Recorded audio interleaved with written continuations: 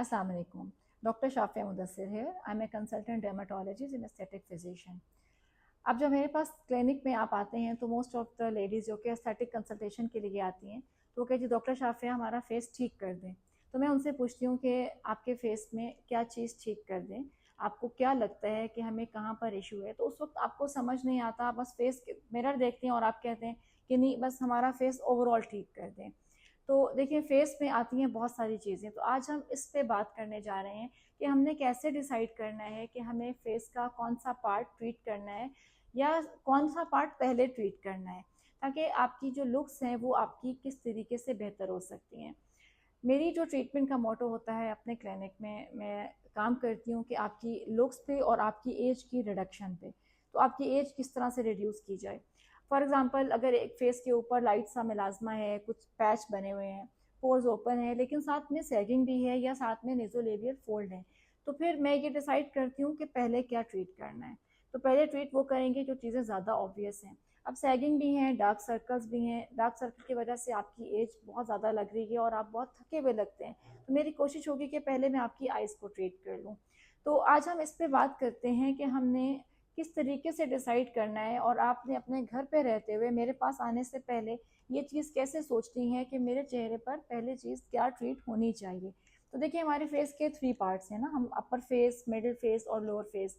तो आप अपने फेस को लेकर देखिए कि मेरा अपर फेस पहले ज़्यादा मुझे तंग कर रहा है या मेरा लोअर फेस मुझे ज़्यादा एज दिखाई दे रही है या मेरी जाउल्स का ज़्यादा इशू है या मेरी डबल चिन का या नेक की सैगिंग का ज़्यादा इशू है।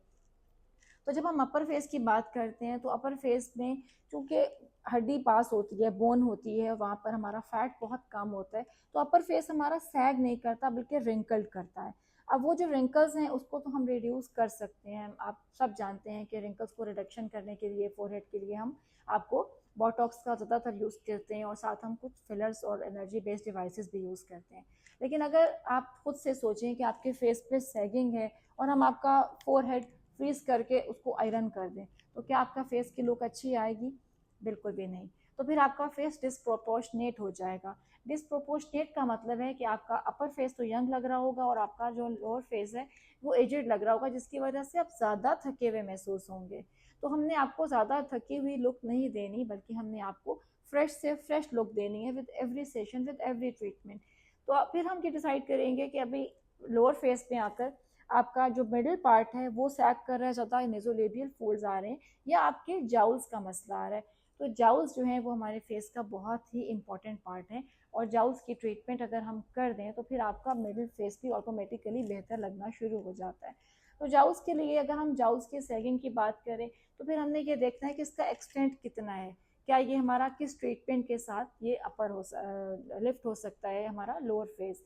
तो मिडिल फेस को और लोअर फेस को अगर हम देखें तो ये to be treated area priority पे होने चाहिए as compare to the forehead जो आपका बॉटॉक्स है। तो फिर हमने ये डिसाइड करना है कि मेरे फेस पे ज़्यादा चीज़ मुझे अपर फेस तंग कर रहा है या लोअर फेस तंग कर रहा है। तो जब हम जाउल्स की बात करेंगे तो जाउल्स के ट्रीटमेंट के लिए और मिडिल फेस की ट्रीटमेंट के लिए मेरे पास सिग्नेचर अप्रोच होती है। सिग्नेचर अप्रोच वो होती है कि जिसमें मैं आपको कस्टमाइज देखती हूँ और उसके बाद ये डिसाइड करती हूँ कि आपके स्पेसिफिकली इस एरिया में जो वॉल्यूम लॉस है ज़्यादा है या आपकी सैगिंग ज़्यादा है या यहाँ पर फैट ज़्यादा है, जैसे कि बल्की फेसेस हैं।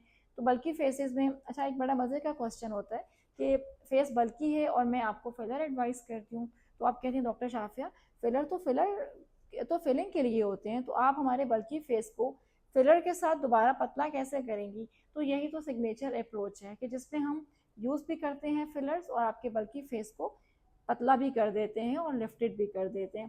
खैर ये वो एक कस्टमाइज अप्रोच है। तो आपने ये डिसाइड करना है कि हम आपको देख के आपको स्पेसिफिकली आपके फेस पे कहाँ से वॉल्यूम लॉस है और कहाँ से सेविंग ज़्यादा है। अब इसमें कस्टमाइज अप्रोच का मतलब होता है कि we use combination treatments, combination of liquids, hyaluronic acids, combination of boosters, combination of threads. लेकिन याद रहे कि इन तमाम ट्रीटमेंट्स में हमने आपके फेशियल फीचर्स को चेंज नहीं करना होता और आपको फ्रेश से फ्रेश लुक देनी होती है।